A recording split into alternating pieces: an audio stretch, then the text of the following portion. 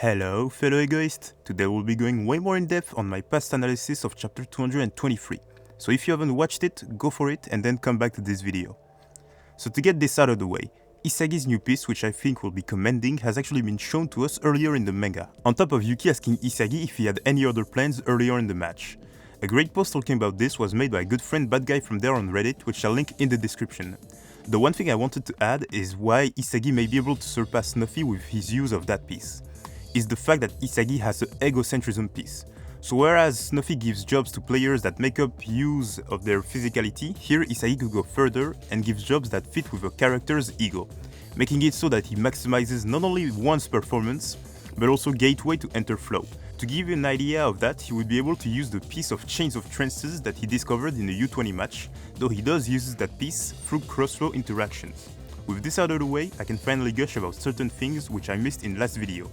First off, Isagi's football IQ is off the charts. In only one play he was able to understand Snuffy's behavior and general role, whereas Agi, for example in the Manshine match, a world-class player, wasn't able to understand Kaiser even while seeing him multiple times from the looks of it.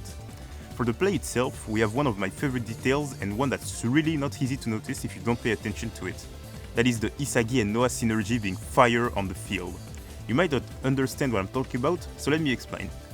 In this page, we see that Isagi is marking Niko, but as the ball goes to Niko, it's then Noa who's marking Niko. So what happened exactly? Well, we see afterwards that Isagi comes to clear the ball before Baru can get to it. So Isagi in one frame, in this panel, used Metavision. So an empty space behind the goal box that was created and immediately ran to defend that spot by going into Baru's blind spot. Noa responded to that by marking Niko as Isagi ran to stop the pass. When you think about it, this is insane, because in that one moment when the ball is coming to Snuffy, we see that Isagi is looking at him. So this means that as Snuffy was headbutting the ball, Isagi had the reflex to use Metavision, even though in that situation close to anyone would have gone into tunnel vision on the ball. So here we see how cool-headed Isagi is. Even in a situation where Snuffy doesn't give you time to think, he still kept his cool and saw a dangerous spot thanks to it. Though Noa coming in to block Niko is as incredible. In only some fractions of a second, he immediately ran to fill in the space that Isagi had left. Though Niko still being able to trap and do a back heel pass against Noa, number one striker in the world, shows his incredible growth. So with this explanation, I hope I managed to show how good Isagi's Metavision is. He never got caught in Uber's tempo, and let's talk about that actually. As we saw recently, Uber's game plan for now is all about baiting the defense into a spot, then getting to the free spaces outside of that spot through fast passes. So in that sense, the player's individuality isn't totally used, in the fact that Ubers has rarely, if never, used dribbling for their attacks outside of Lorenzo's first wave in the beginning of the match. All of their plays are made for passes, and here we see that Baro's comment about Snuffy being scared of the future does ring true.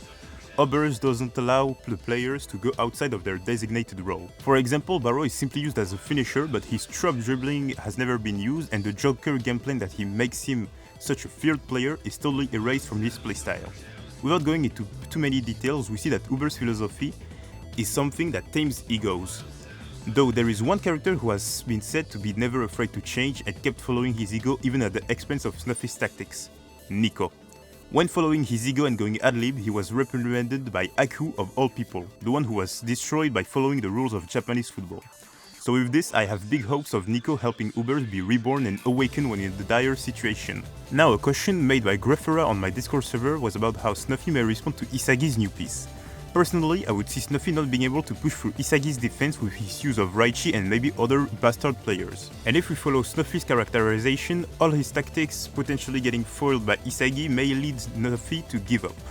As he says himself, if things go outside of his thoughts and tactics, and this leads to Ubers to lose, then he asks the players to put responsibility on him, ringing a bell to how Baro says that Snuffy is scared of the future. It seems that after he lost his friend, he cut off a part of growth about despairing. Instead of fighting through the despair on the spot and potentially killing yourself in the pursuit of greatness, Snuffy seems to prefer to give up and then fight through the despair after the loss. So in that sense, I could see Snuffy giving up and saying to Ubers that they can give up on this match, with Niko doing a speech similar to Isagi's speech with Ego in the U20 match, and with this, Snuffy may find a new passion to go with, and Ubers will be reborn.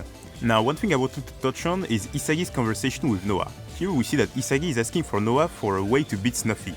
And I think that Noa does know how to beat him, but as a striker, not as a playmaker the way Isagi wants to. As we saw with Noah's past plays in the Neo Egoist League, he only comes into the field to even out the balance of the teams. So while he may be able to score a goal and beat Snuffy this way, this is not his current way of mentoring, and so he doesn't know how to beat Snuffy while still letting the bastard players do what they want. After all, Noah's philosophy is that he lets the individuals do whatever they want as long as it leads to goals. That's why he doesn't do anything to beat Snuffy, he wants the players to reach the conclusions themselves. And oh boy does Isagi knows how to do that. An impressive thing is how Isagi's vision of master strikers evolved. In the first match he simply wanted to help Noah beat Lavino and admired Noah. In the second match he tried to coexist with Noah and Chris, and now is looking to surpass and beat Snuffy, which Noah seems to really like, or at least be impressed by from the way this panel looks.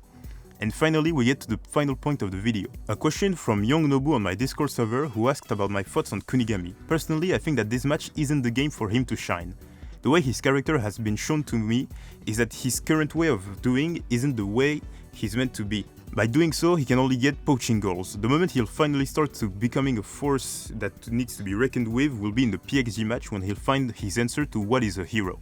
Though this is something we'll touch on in another video, understanding Ego, the hero's journey from dream to reality.